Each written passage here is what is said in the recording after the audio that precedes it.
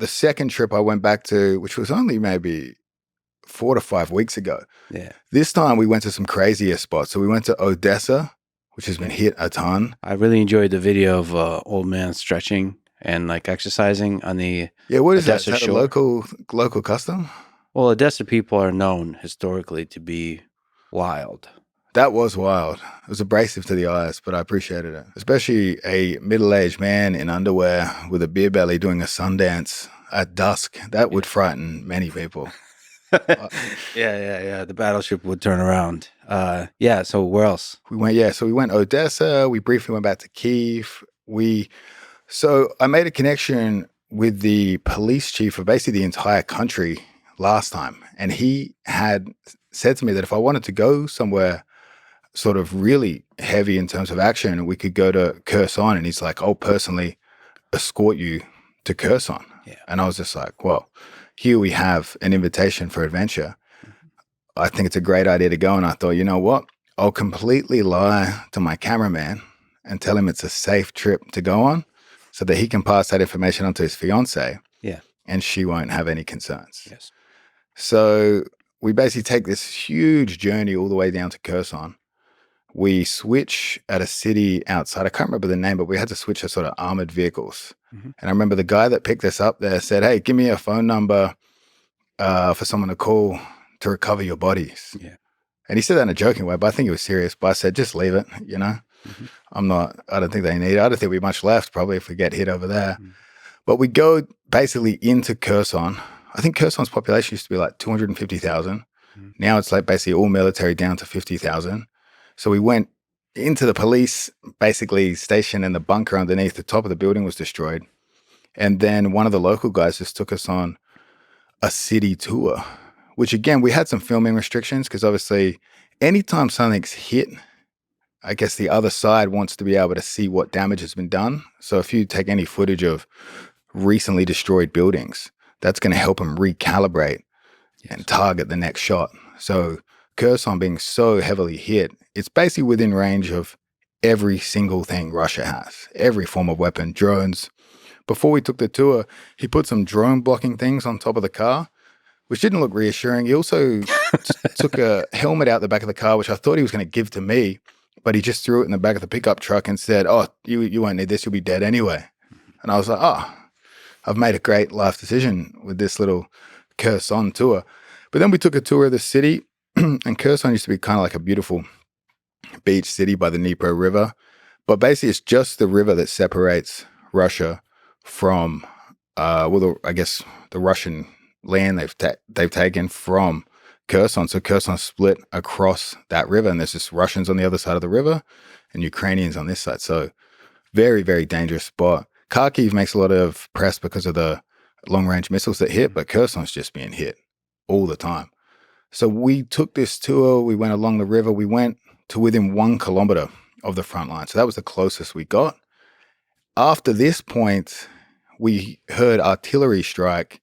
And because you're in an armored vehicle, it sounds further away than it is. Obviously, the sound doesn't get in.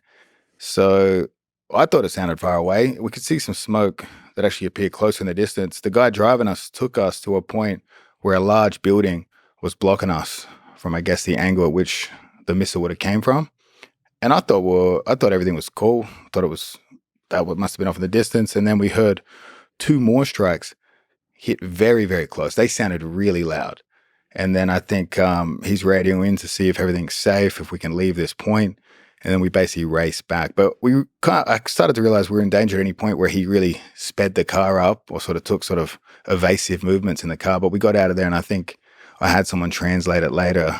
And basically, he was checking to see if the roads were clear for us to leave. Ultimately, it ended up being someone died and a few people injured from that blast, which was less than half a kilometer from us. And basically, they were radioing saying, end the tour, come back to the police station. Artillery is terrifying because they're just shelling, and it's the destructive power of artillery is insane. Yeah, and it's constant all the time. Yeah, and you hear that noise, and you're like, is that coming or going? Very, very concerning. Right. You don't know. Yeah, you don't know, and just like that, it could be you. You're gone. last time the village we went to, basically, it was the day we left. So we stayed there overnight. The day we left, it just started getting extremely shelled. And the soldier we were with just took a selfie video of us. And basically, in the location we were in, just hearing just artillery strike after artillery strike, just being like, oh, you guys left, and the fun began. So they take it in good spirit. I was trying to use their energy to reassure myself, but I guess when they see it every day, they're kind of more adjusted to it. They're not freaking out every time something crazy like that goes on. Well, they have to, right? Yeah, they have to be in good spirit. You have to be joking and laughing, and the guys are always laughing and joking. They were laughing and joking at me quite a bit, holding weapons, trying to shoot weapons and stuff. They got a lot of enjoyment out of me shooting the RPG. Yeah, they're probably still telling stories of that crazy Australian American that rolled in. They helped me out though in my marketing campaign for the tournament. Yeah. We were able to secure a Lada, classic Soviet Union car. Mm-hmm. We towed it. We painted it with the logos of the other event, the ADCC. Yeah. And we got to shoot some RPGs at it. Yeah. Great experience, great fun. Yeah. It's a very creative marketing campaign. Very dangerous one. I don't think like Coke or Pepsi are going to do that one. So it's very, very innovative. It was a bold move. Luckily, they let me get away with posting it. But when we were there, it was basically at a shooting range, and we cleared them out for a while. So we'd blown up the car. We'd set it on fire. We'd done all this sort of stuff. I remember we were trying to blow it up. It wasn't quite hitting. One of the missiles was lodged in under the car, so it was kind of risky. That could have gone off at any moment. But we needed to get it to ignite. We needed to get a shot where it was on fire. The logo of the enemy tournament was basically on fire. So we poured gasoline on it. We shot the gasoline tank. That didn't work. That must be a movie trick or something. And then we decided we'd light on fire a rag and just throw it into the blown out back window. Mm-hmm. So I'm with this guy, special forces guy, and we throw the rag in the back. Like soaked in gasoline rag? Yeah, and we start running. Yeah. And he's like, stop. He's like, it didn't go off. So we're sitting there quite close to the car, lighting it, trying to light more as we walk back to the car. And then we just hear the car ignite. And he's like, run, run, run. So we came quite close to death already at that point. But we wanted to get this shot with some photos in front of the burning logos. But we had told the guys at the shooting range to basically give us 10 minutes or so we could take the photos. I don't know if they didn't wait the full 10 minutes or if we took too long, but they started firing at the targets anyway. And then the ricochets were flying very, very close to us, over our head. One landed right by my leg. We're like, shit, we better get out of here. Obviously not much safety concerns at that point, but we survived basically artillery strikes. We survived a bit of friendly fire with the bullets coming our way. But again, I was strangely calm because the other guys were calm. But then afterwards, they said to me, they were like, oh, bro, if you got shot, we'd just have to dump your body at a hospital. We wouldn't be able to explain why you're here blowing up cars. Right. And you're American, an athlete, international celebrity. They'd be like, what is he doing on the front line? There's no real good explanation for it. But I mean, even through the jokes and stuff, it's good to like highlight what's actually kind of happening over there. It's obviously very, very bad. What's the morale of the soldiers like? Is there still an optimism? Is there still a hope? I mean, there's sort of the battle fatigue, and as they say, like, all the heroes die early, the guys, the real heroes that are willing to sacrifice themselves, they're the ones that are going to get taken out quick. Unfortunately, that's the reality from over there, but their thoughts are mostly that it's going to be a prolonged war. Like when I ask them about how fast the front line moves, they're like, oh, it could take 6 months to move 200 meters. Yeah. So it just feels like it's going to go on forever. And from the Ukrainian side's perspective, those guys talk to me about how when they hear radio intercepts of Russian soldiers marching to the same front line spot, is that basically they're marching into certain death at certain locations. And based on the radio transmissions, they know they're going to die, but they head forth anyway, straight forward into a Ukrainian position, which is just wild to me. I guess like World War II, they just keep throwing troops at it. And you see a ton of footage they take themselves, which is just mind-blowing. Obviously, some of this footage doesn't make it to the internet because it's got important sort of details in those conflicts, but like they're showing first-person perspectives of trench warfare it's just crazy to see what some of these guys have gone through. So I went to a lot of the same places as well, including Kherson. What was your sense of the place? Kherson was like, it was just so destroyed. I think at this point, most of the civilians are gone. I saw a lot of just elderly people left behind, especially a lot of old men. And I just think they're just like, hey, I've lived here my whole life. I'm just never leaving. So no matter the level of danger, those guys just remain. And then it's largely just, I guess, military in Kherson. But that place felt very, very dangerous. I didn't realize until we got there just quite how destroyed it is. How did that experience change you? Just seeing war head on. How did it change me? I guess just realizing a lot of these soldiers are just like, you kind of distance yourself from them, thinking that they're something separate. But really speaking to a lot of the Ukrainian soldiers, like my friend Roman, he hadn't lived in Ukraine for 8 years. He lived in France. He had a life. He's got a wife over there. He's got a daughter.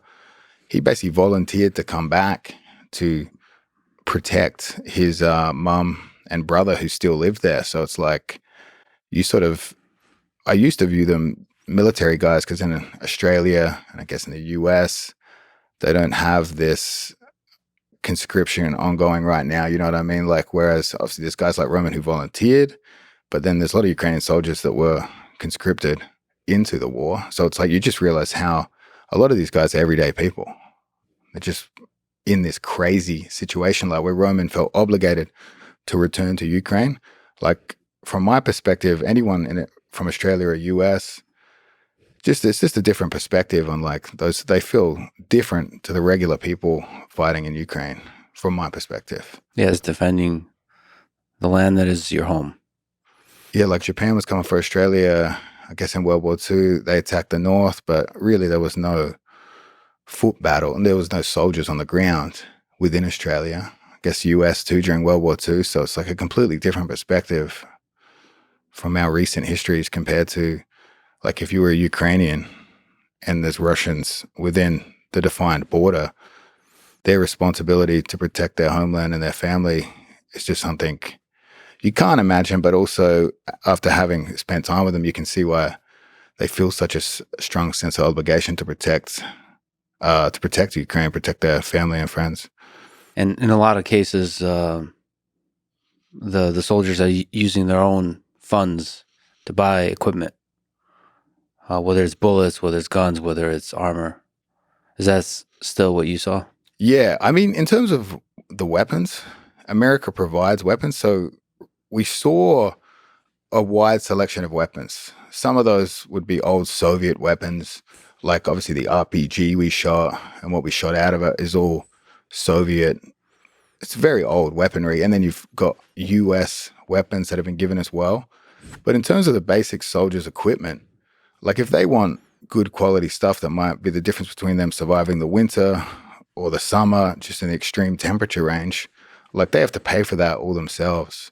So they always joke about when foreign soldiers come over to train them, or a lot of foreign soldiers come to learn about sort of the drone technology they've developed on a budget, is they always joke with them about how like everything from most countries is basically supplied. All the good quality standard equipment they'd need is just supplied by the government. But in Ukraine, obviously, funding is very stretched. So these guys, to have the best equipment, they have to basically find money to pay for it themselves. And they'll do that by seeking donations. Best way to get donations would be to grow social media profiles. So that's when you see a lot of sort of social media warfare from a perspective of gaining fame to secure donations for their battalion to be able to fight better or protect themselves. And also some of the social media warfare, I guess, is psychological warfare against the enemy. Yeah. You'll see like private Telegram groups where they're showing what they've done to the enemy, what the enemy's done to them. It's just crazy. Yeah, there's Telegram groups on both sides.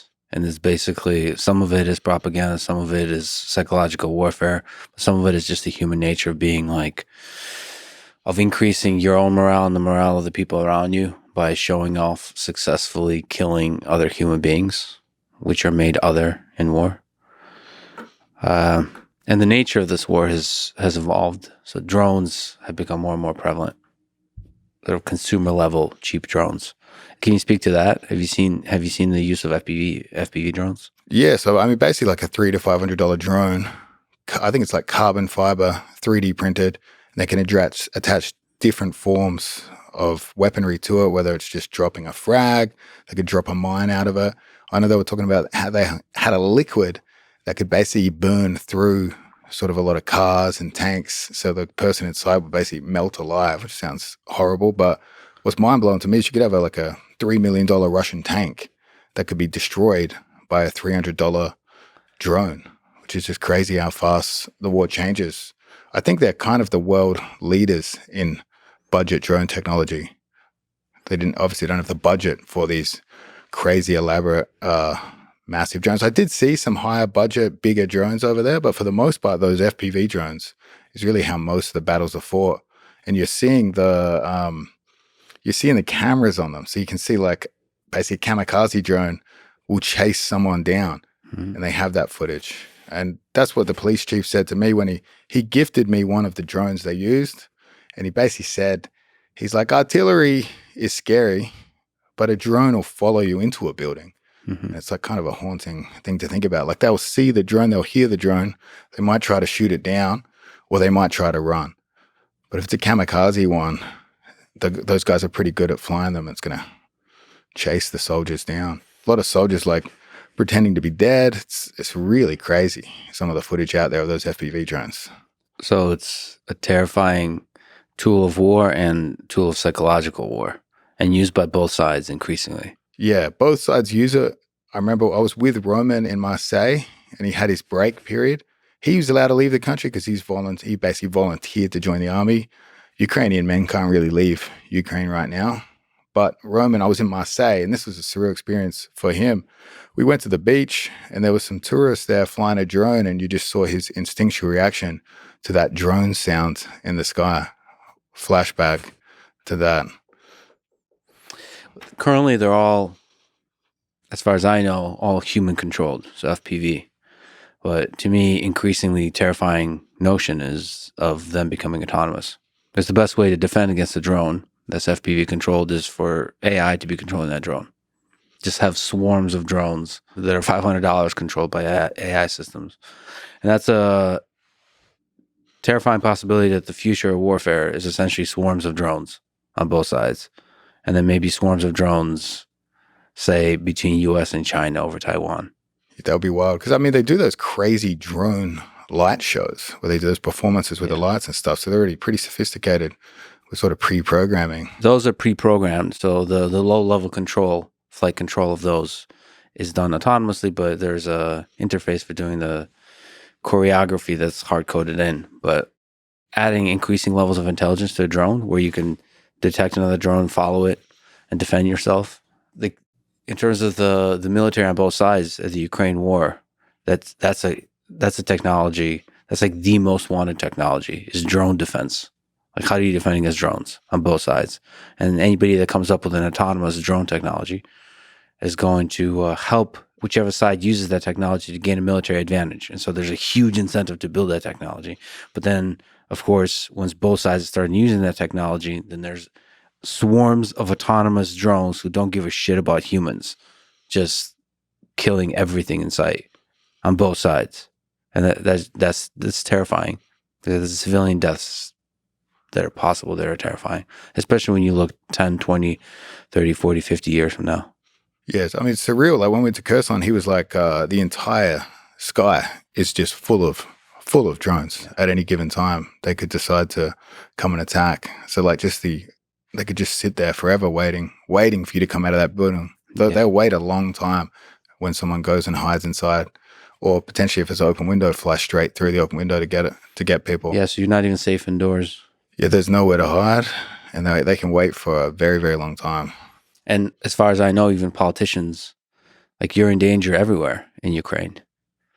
So if you want to do a public speaking thing and doing it outside, you're in danger, because it's very difficult to detect those drones. They could be anywhere. So it's a terrifying life where you don't know if you're safe at any moment, anywhere in Ukraine. Well, sure. I mean, it's crazy with what happened to Trump. I thought maybe the next attack on a public figure might come in the form of drone technology, something along those lines. I wonder how they protect against that here. If that happens, just imagine the insanity that would ensue. Because we understand the idea of a gunman with a rifle shooting somebody. But just like a drone, just imagine the conspiracy theories. Who controlled that drone? Where did it come from? Yeah. And now everybody, I mean, that will just cause chaos. And the range is ever increasing. One of the battalions in Ukraine, because those FPV drones have pretty short range, but they were able to attach it to one of the larger drones with a signal booster. So they could potentially go up to 30, 40 kilometers into the distance. So the drone that hits you could be flown by someone so far away from you. And if they did that domestically, that would be very frightening to think of the sphere of where it could have come from. Did they, when you talk to the soldiers there, did they have a hope or a vision how the war will end? No, really. It just seems, I guess it just seems to everyone that it's sort of, there's going to be no middle ground. When I was there, there's a kind of optimism that they would be victorious, like definitively. And so is there still that optimism? And also, are they ready for a prolonged war? I mean, I think it would be a soldier by soldier basis. I know each of them had a different perspective. I remember I would ask them about in terms of US politics and their fears, because the first trip I went there, US hadn't agreed to resupply weapons. So it was a very different feeling in the air there of concern over what was going to happen, but they still remained quite optimistic that no matter who got in, they felt would do the right thing. But in terms of prolonged war, most people think it's going to go for a very long time, like the children's hospital that just was bombed in Kyiv. Anytime there's a moment like that, that reignites everything. And I think it happens on both sides. So I know that there was an attack in Crimea. It was an attack on a beach, I guess. And I don't know if that attack on the hospital was retribution for that, but that's sort of the energy that is felt. They might have battle fatigue, but when something happens to civilians, especially kids on your side, kind of reinvigorates the energy to fight for as long as necessary. And in terms of a case-by-case basis, one of my friends, Dimitri, over there who trains jiu-jitsu, owns a gym, he was very passionate about it just because of the history. He brought out documents of his grandfather being executed by the USSR. So I know that when the war started, he took a bicycle helmet and his AK-47 and went out into the streets. And he's like, I'd rather be dead than live under Russian rule again. So, I mean, very case-by-case basis, sort of personal history for them, I think. Did they comment on U.S. politics, whether they hope for Trump or for, in that situation, Biden, now Harris, to win the presidential election? I think most of the guys tried to keep it pretty positive. You know what I mean? Some people did think that maybe if Trump was elected, he wouldn't continue to fund it, but they really try to stay optimistic. Most of the people I spoke to really tried to remain optimistic that they would be protected if it comes down to it. But obviously there was a 9-month period where they weren't refunded. So as that stretched, obviously they're refunded now, but it takes a lot of time to get that equipment back to the points at which they need it. So, I mean, if ammunition had ran out, Patriot defense system had ran out, really, really sort of scary prospect there. I don't know I guess no one knows what's going to happen there, but. Did you lie to people and say you were close to the president so they can be nice to you? So they can convince you to continue the funding? I'm an Australian diplomat. Diplomat? That could be a nice way in. Yeah, that would have been a nice way to the top. Luckily for me, most of the places I travel to, jiu-jitsu gives me access to so many different individuals. It's super bizarre. Oligarchs, royalty, I guess tech wizards. It's a strange group of people, like a cult around the world of I get strange access just for being good at wrestling dudes.